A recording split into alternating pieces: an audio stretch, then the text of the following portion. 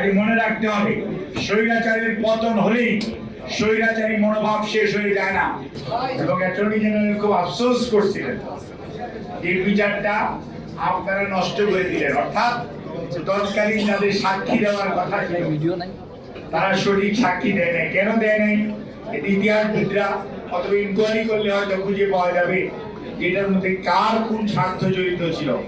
কিন্তু বাংলাদেশ জাতীয়তাবাদী দলের অথবা দলের আমাদের চেয়ারম্যান দেশনেত্রী বেগম খালেদা জিয়া অত্যন্ত আন্তরিকতার সঙ্গে এই বিচারটি হোক এবং মিলনের পরিবারকে পুনর্বাসন করার জন্য, মিলনের স্মৃতি রক্ষার জন্য যা যা করা দরকার প্রত্যেকটা কাজ করেছে তৎকালীন বিএনপি সরকার।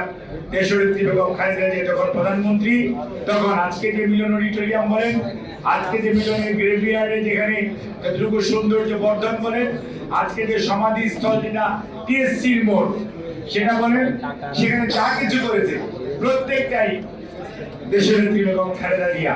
মিলনের পরিবারের পুনর্বাসনের জন্য যা কিছু করা দরকার। তার একটি মেয়ে ছিল, সেই মেয়েটি এখন আমেরিকাতে আছে, তার বয়স নিয়ারলি 40, তার বিয়ে হয়েছে আলহামদুলিল্লাহ, সে ভালো আছে, তার মাও আমেরিকাতে আছে। কাজেই মিলন ভাইয়ের আম্মাও এই বাংলাদেশে আছে।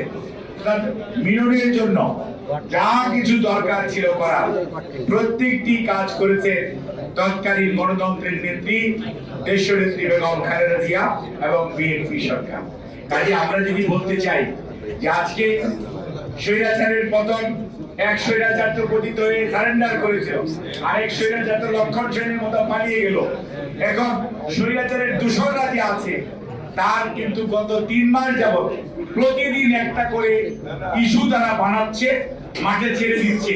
গতকালকে চট্টগ্রামের যে ঘৃণ্য ঘটনা ঘটেছে আমরা তীব্র নিন্দা জানাই।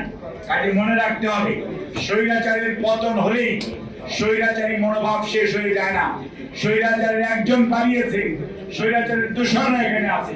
কাজে বর্তমান সরকারকে নিশ্চিত করতে হবে, ডক্টর ইউনূস স্যার সহ তার উপদেষ্টা অন্তর্বর্তীকালীন সরকারকে স্বৈরাচারের যত দোষর আছে তাদেরকে অনতিবিলম্বে যদি আইনের আওতায় না আনা হয় তাহলে দেশে এইরকম বিশৃঙ্খলা বিভিন্ন নামে সাম্প্রদায়িক অসাম্প্রদায়িক বিভিন্ন ইস্যুতে বিভিন্ন ধরনের আন্দোলন সৃষ্টি করার চেষ্টা করা হবে। কারণ তারা দেশে লক্ষ লক্ষ কোটি টাকা পকেট পে করে তারা আজকে টাকার কুমির বলেছে।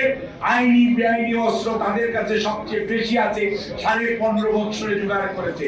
সুবিধাভোগীর শ্রেণী তাদের কাছে বেশি আছে। কাজেই তারপরেও আশার জিনিস যেটা সেটা হচ্ছে জনতার ঐক্যের সামনে কোনো কিছুই টিকে না।